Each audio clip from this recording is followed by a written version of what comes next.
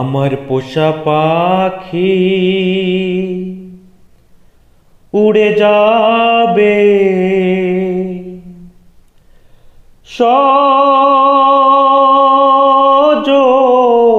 সজনী একদিন, ভাবি নাই মনে সে কি আমায় ভুলবে কখনো? একদিন ভাবি নাই মনে।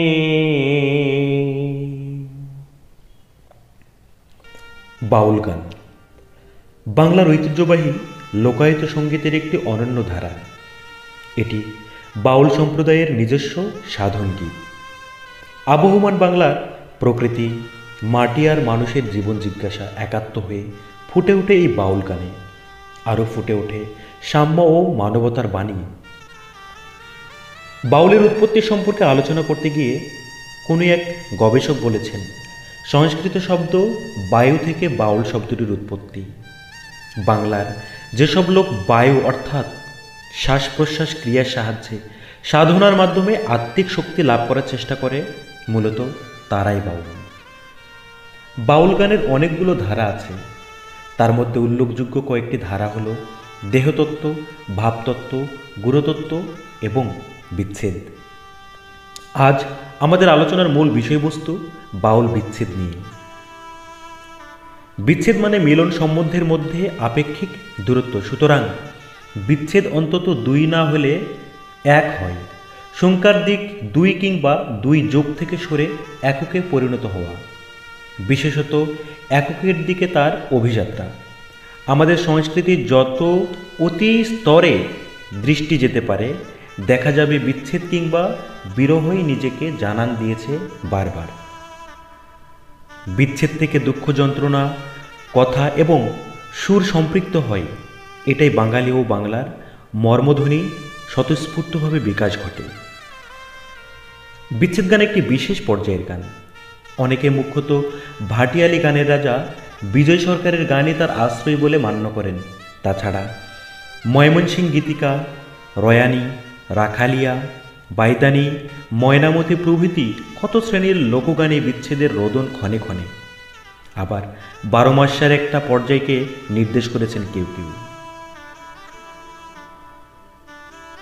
যুগে যুগে গানে গানে জেগে থাকে বিচ্ছেদ মুখ্যত কিছু বিষয় নির্ভর। এই অনুসারে দেখা যায় কয়েকটি রকম ফের, যেমন ঈশ্বর থেকে বিচ্ছেদ, জগৎ থেকে বিচ্ছেদ, মানুষে মানুষে বিচ্ছেদ, মনের মানুষের সাথে বিচ্ছেদ, বিচ্ছেদ চাহিদা আকাঙ্ক্ষা কামনার ধন থেকে বিচ্ছেদ, প্রেম ভালোবাসার বিচ্ছেদ ইত্যাদি। লোকগানে বিরহে এক অপূর্ব মাধুর্য উপহার দিয়েছে। বীণার তন্ত্রীতে যেমন আঘাত না করলে সুরের স্ফুরণ হয় না, ঠিক তেমনি মনের তন্ত্রীতে আঘাত না হলে সত্য সুরটি কখনো বেজে ওঠে না।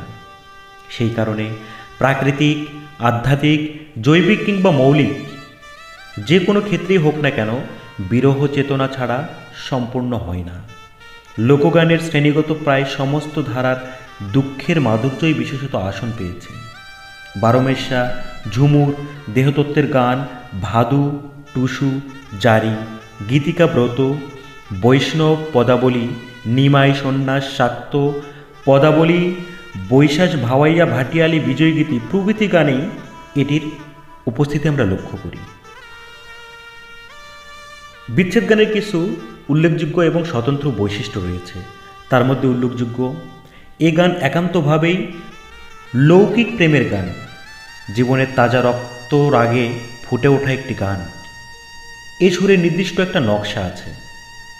এ গান একক কণ্ঠে গাওয়া হয়, কোনো দোসর নেই এই গানের। অনেক সময় তাল ছাড়া গাওয়া হয়। সমস্ত বিরোহী আত্মার অন্তর্লীন বিরহ অনুভবের সাংগীতিক বহিঃপ্রকাশ হচ্ছে এই বিচ্ছেদ গান। মানবপ্রেমিক বা দায়িত্ব কাঙ্ক্ষিত পুরুষ ছাড়া আর কেউ এর নায়ক হতে পারে না। তত্ত্বকথার অনুশাসন একেবারেই নেই বললেই চলে। বড়জোর কচিত কখনো রূপক প্রতীকের আশ্রয় নেওয়া হতে পারে মাঝে মধ্যে। দীর্ঘায়িত বিলম্বিত বা প্রলম্বিত সুর ব্যবহারের ঝোঁক খুব বেশি। সুরে থাকবে দুঃখ, বিরহ, কান্না, অশ্রু, ভারাক্রান্ত আবেগ, সাবেগ সহ প্রচুর আচ্ছন্নতা। বাক্য বা চরণ সর্বদাই সহজ সরল, অনাবিল এবং স্বতঃস্ফূর্ত। ক্ষণস্থায়ী মিলনের স্মৃতিকথা বিরহে আরও ঘনীভূত করে তোলে এই গানগুলোকে। একাকিত্ব এতটাই ভাবাতুর করে যে প্রত্যেক মানুষের মধ্যেকার অতলান্ত বিরহ যন্ত্রণার দ্বার আপনি আপনিই খুলে যায়। বিরহই এই গানের প্রধান আলোচ্য বিষয়। বিচ্ছেদ গানের অন্যতম রূপকার বলা হয় বিজয় সরকারকে। বিজয় সরকার তার গানে বলেছেন, তুমি জানো না রে প্রিয়, তুমি মোর জীবনের সাধনা, তোমায় প্রথম যেদিন জেনেছি মনে আপন মেনেছি, তুমি বন্ধু আমার মনো মানো না। এই গানটিতে বিজয় সরকার প্রাণের স্বতঃস্ফূর্ত আবেগে প্রিয়ার জন্য বিরহ যন্ত্রণার প্রতিচ্ছবি প্রকাশ করেছেন। তার মনের এই অস্থিরতা গানের প্রতিটি চরণে ফুটে উঠেছে। মানসপ্রিয়ার স্মৃতি জাগরণে তিনি বেদনায় মর্মাহত হয়ে উঠেছেন। এ যেন বৈষ্ণব পদাবলীর রাধিকার মতো। উল্লেখ্য আলোচনায় নিরিখে আমরা বলতে পারি, বিজয় সরকারের বিচ্ছেদী গান শ্রোতার মনে জাগিয়ে তোলা অপূর্ব এক মাধুর্য। শুধু বিজয় সরকার নয়, বাংলার আনাচে কানাচে অনেক শিল্পী রয়েছে যাদের কণ্ঠে বিচ্ছেদী গানগুলো বিষণ্ণতার, দুঃখের, বিরহের, হারানোর এবং হাহাকারের সুর তোলে বারবার।